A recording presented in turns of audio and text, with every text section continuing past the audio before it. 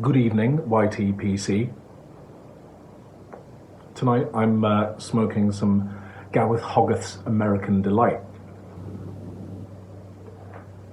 It's okay, it's pleasant enough. I'm enjoying it. I was just in the mood for an aromatic. I popped in to my local brick and mortar store the other day, more for a chat and a peruse than anything else. And I got talking to the guy behind the counter there about brand names and tobacco product names. And it was something that I brought up because when I returned to the pipe a couple of months ago, I had an old tin that was still good of Peterson's Sunset Breeze. And when I returned to pipe smoking, I found that it had since been renamed Yellow Mixture, which I think is a fine name. I don't think there's necessarily anything wrong with it, but obviously it's not quite as romantic, is it?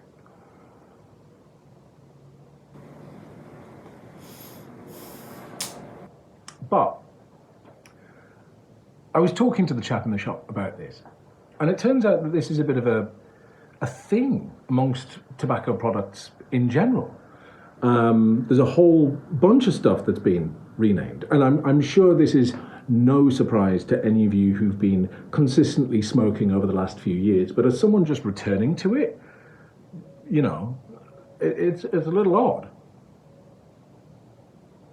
I've been out of the loop for a few years, so I'm sure this is news to very few of you. But the fellow in the shop said to me that you're not allowed to name any tobacco products after a fruit. So if you've got a fruit cased aromatic, you can't name your aromatic tobacco after the fruit that it's flavoured as. And he pointed to some of the Gawith Hogarth jars on the shelf behind him. And particularly I remember black cherry is now just called BC because you can't call it black cherry, even though it's a black cherry flavoured Cavendish, I suppose.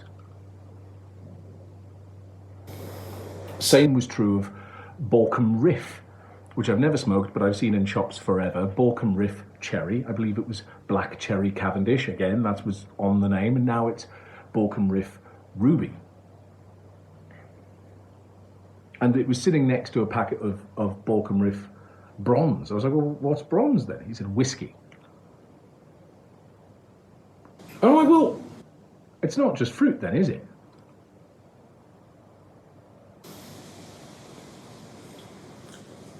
And then I was thinking, well, Sunset Breeze, no fruit in there either. Not even any foodstuffs in there. Like whiskey, I was like, oh, maybe it's all just food stuff. You can't name it after food stuff. But Sunset Breeze isn't food stuff. As far as I know, you can't eat a Sunset Breeze.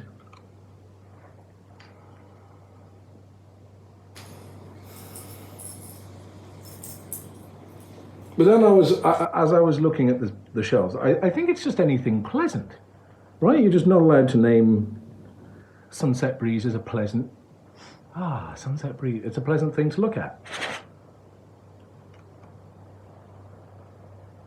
Or to feel on your face.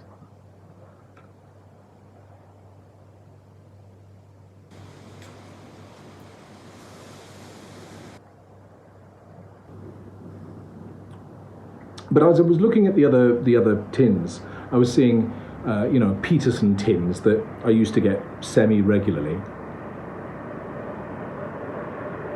Or even just once or twice. You know, there was Sweet Killarney, which is now just called Killarney. They just took the word sweet out. I guess sweet is too pleasant. Doesn't seem to make sense to me. Because is that making a difference? Is that stopping people from smoking? If you take the word sweet out of Sweet Killarney, are you less likely to buy that tin of tobacco? Because, I mean, this day and age,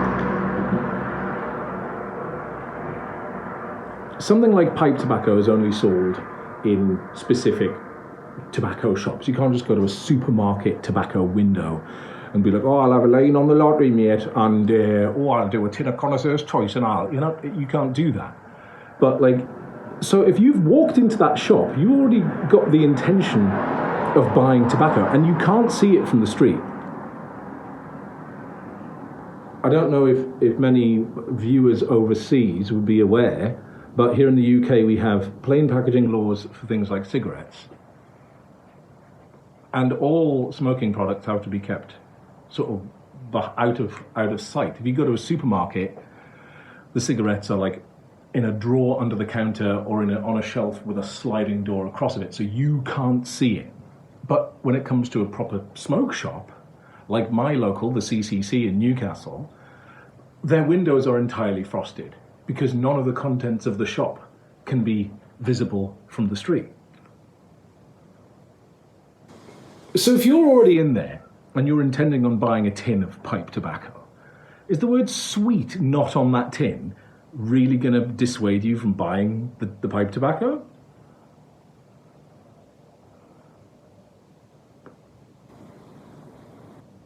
I will admit, yellow mixture is not as romantic a name as Sunset Breeze, but if you're the kind of person who smoked Sunset Breeze for however long it's been out, well, you know what it is. If you like the tobacco, are you going to stop buying it because it's called yellow mixture now? I don't think so.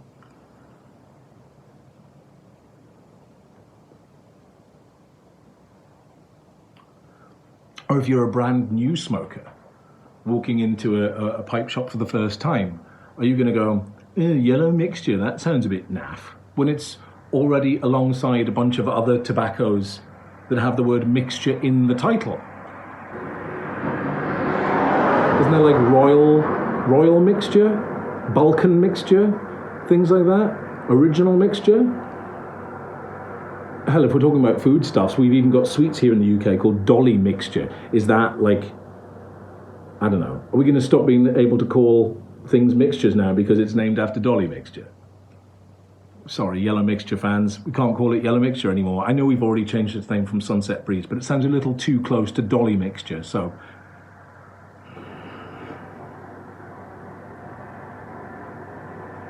This is very ranty.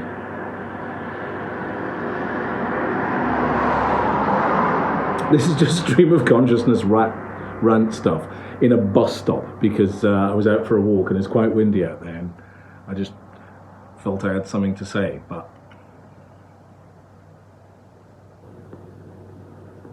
I don't know.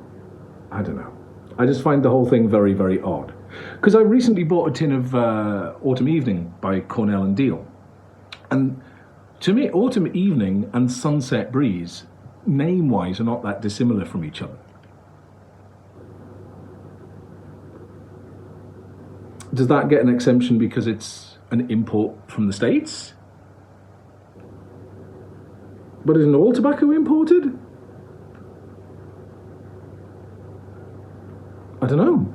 If they were forced to rename Autumn Evening, what would it be called? Orange mixture? Brown blend?